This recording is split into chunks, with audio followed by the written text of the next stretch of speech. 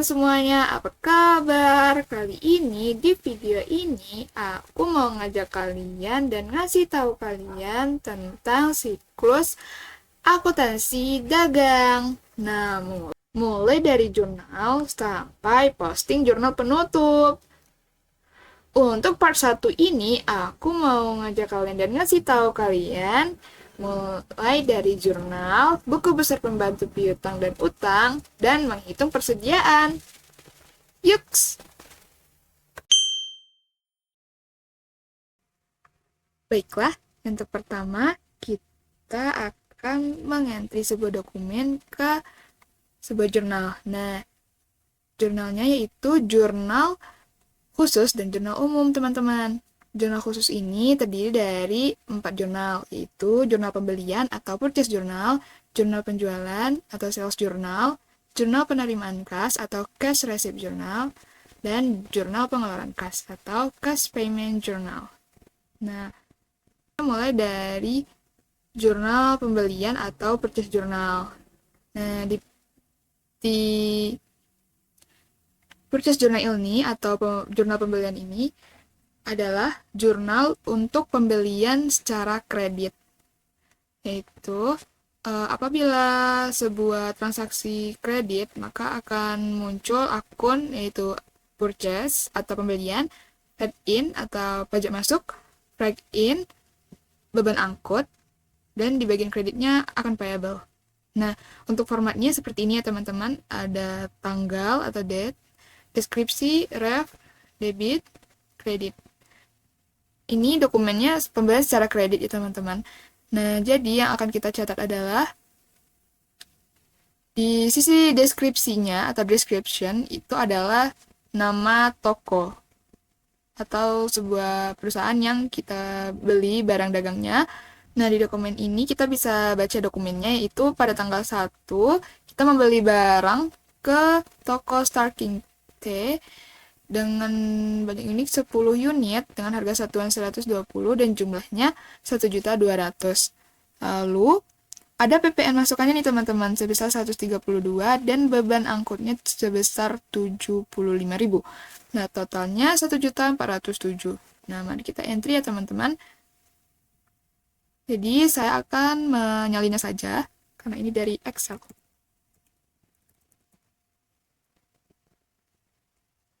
Jadi saya akan menyalinnya saja karena menggunakan Excel.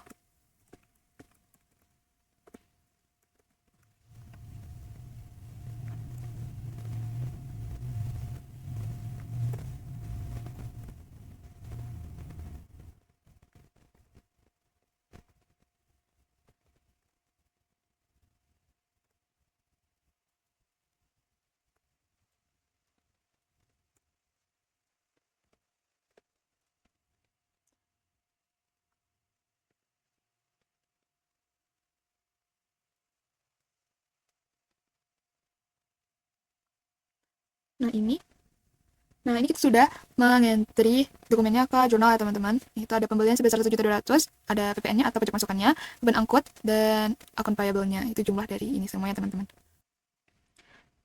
Nah, aku udah selesai mengentrikan semua dokumen pembelian secara kredit ke jurnalnya. Nah, sekarang jangan lupa untuk menjumlahkan semuanya ya. Oke.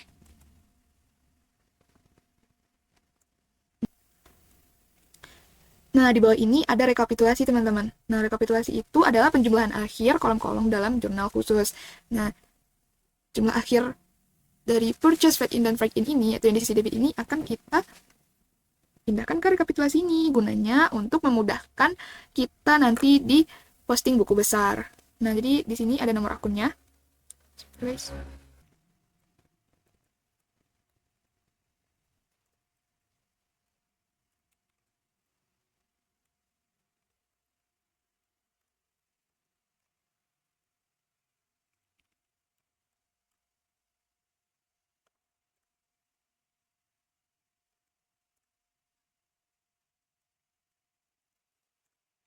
Nah, jangan lupa ya teman-teman, di rekapitulasi ini harus balance. Kalau tidak balance, berarti salah.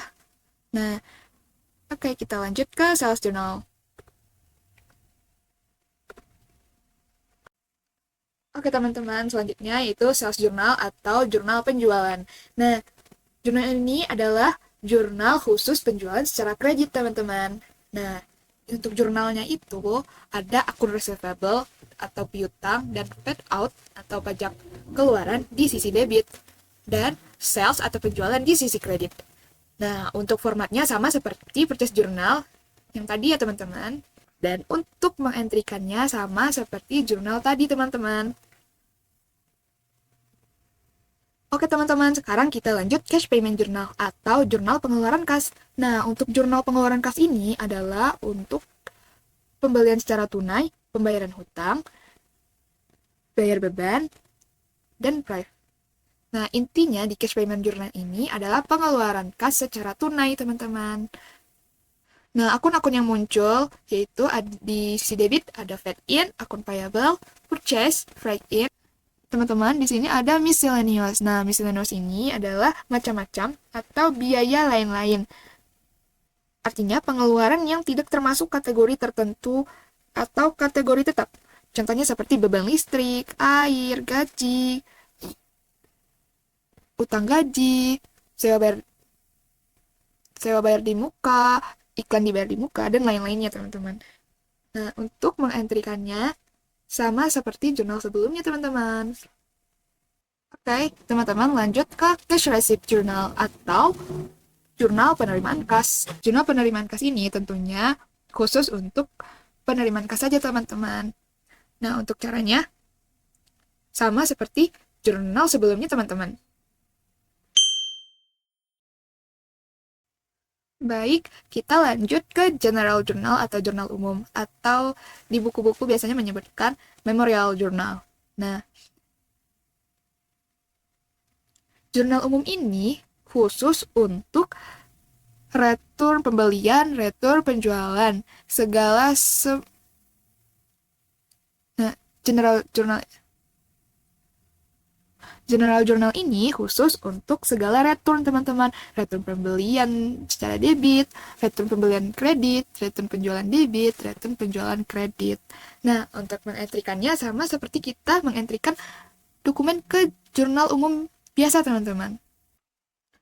Nah, di jurnal umum ini atau general journal ini tidak ada rekapitulasinya teman-teman. Kenapa tidak ada rekapitulasinya? Karena transaksi yang ada di jurnal umum ini tidak berulang banyak kali atau sering terjadi. Nah, jadi tidak perlu memakai rekapitulasi. Oke teman-teman, selanjutnya kita ke buku besar pembantu piutang atau Account Receivable Subsidiary Ledger. Nah, apa sih buku besar pembantu piutang ini? Nah, itu catatan yang merinci setiap pelanggan atau debitur yang berutang kepada kita. Nah, tujuannya untuk mengetahui siapa saja yang berutang dan berapa jumlah hutangnya masing-masing. Nah, untuk itu, kita contohkan di toko Serena ini, dia mempunyai saldo awal piutang sebesar 2 juta rupiah. Nah, kita lanjut, cek ke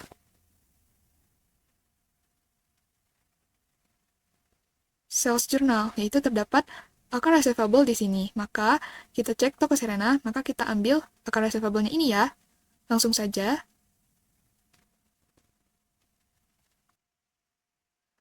Kita bikin tanggalnya.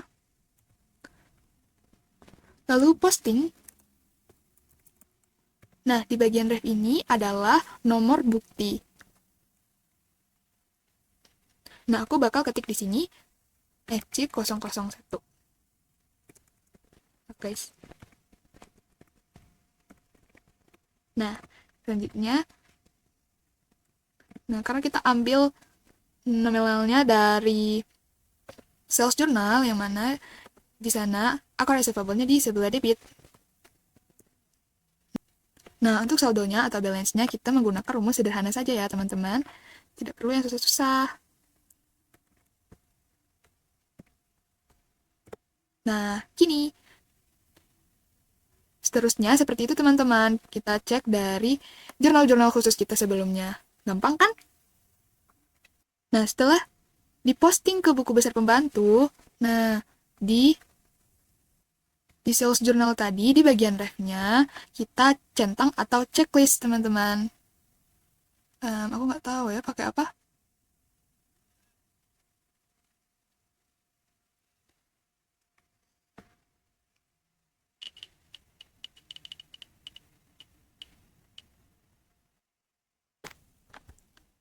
Nah, di sini aku untuk checklistnya aku pakai simbol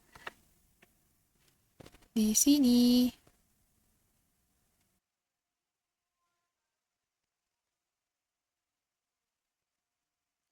Nah, seperti itu ya, teman-teman. Nah, total dari buku besar pembantu piutang itu harus sama dengan akun piutang atau akun receivable di buku besar. Ya guys, di buku besar yang biasa. Kalau tidak sama atau tidak balance, itu artinya ada yang salah ya guys. Lanjut, sama seperti yang tadi. Buku besar pembantu utang ini adalah catatan yang merinci setiap pemasok atau kreditur yang menjadi tempat kita berutang atau toko yang. Nah, sama seperti yang sebelumnya, total atau jumlah utang di buku besar pembantu utang harus sama atau balance di utang yang ada di buku besar. Nah, teman-teman, selanjutnya adalah menghitung persediaan. Itu kita mencari persediaan akhir dari barang-barang yang kita punya. Nah, di sini ada saldo awal atau persediaan awal dari barang-barang kita punya nih teman-teman. Nah, untuk mencari persediaan akhirnya, untuk setiap barang ini aku punya cara gampangnya nih teman-teman.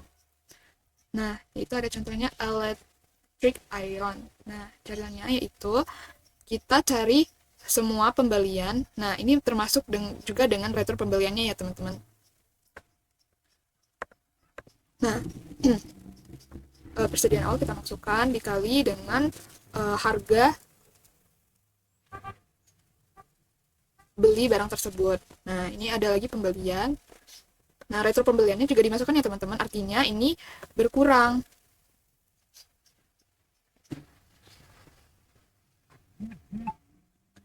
Nah, ada pembelian lagi dan ada retro pembelian lagi. Nah, retro pembelian ini mengurangi persediaan kita ya teman-teman. Nah, maka carinya gampangnya gini guys. Nah, persediaan awal ini tambah dengan pembelian dikurang dengan retornya, ditambah lagi pembelian di sini dan dikurang dengan retur. Nah, ini baru persediaan kita yang di pembelian ya teman-teman. Nah, ini hasilnya.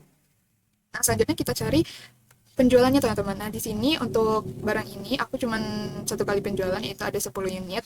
Nah, harganya aku margin 20% ya agar kita ada keuntungan. Nah, itu ada 10 unit. Nah, untuk mencari persediaan akhirnya, nah itu pembelian, total pembelian ini, unitnya ya teman-teman. Total pembelian dikurang dengan total penjualan teman-teman.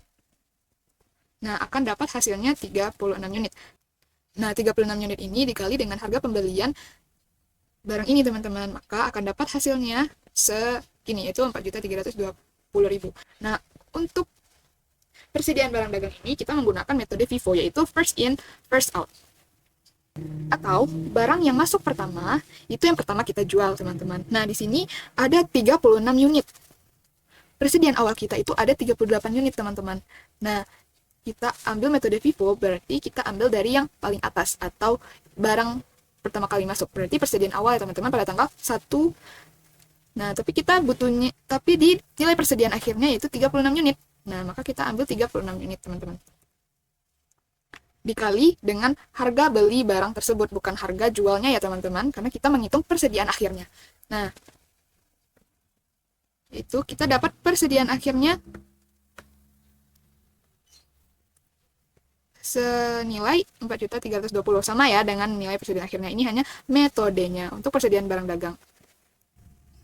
Nah, untuk barang yang lain itu sama caranya teman-teman, dihitung pembeliannya, penjualan, untuk persediaan akhirnya pembelian dikurang dengan penjualan. Lalu kita memakai metode FIFO. Nah, untuk mengetahui berapa persediaan akhir dari keseluruhan barang, itu kita yaitu jumlah dari FIFO setiap barang. Nah, begini teman-teman. Nah, setelah aku hitung, setiap barangnya yaitu ada electric iron 4.320, rice cooker 5.250, air fryer ada 1.800. Nah, itu persediaan akhir dari semua barang ini adalah 11.370.000, teman-teman. Nah, sampai sini teman-teman paham dengan cara gampangnya. Nah, untuk video kali ini segini dulu ya teman-teman. Lanjut part 2. Bye-bye!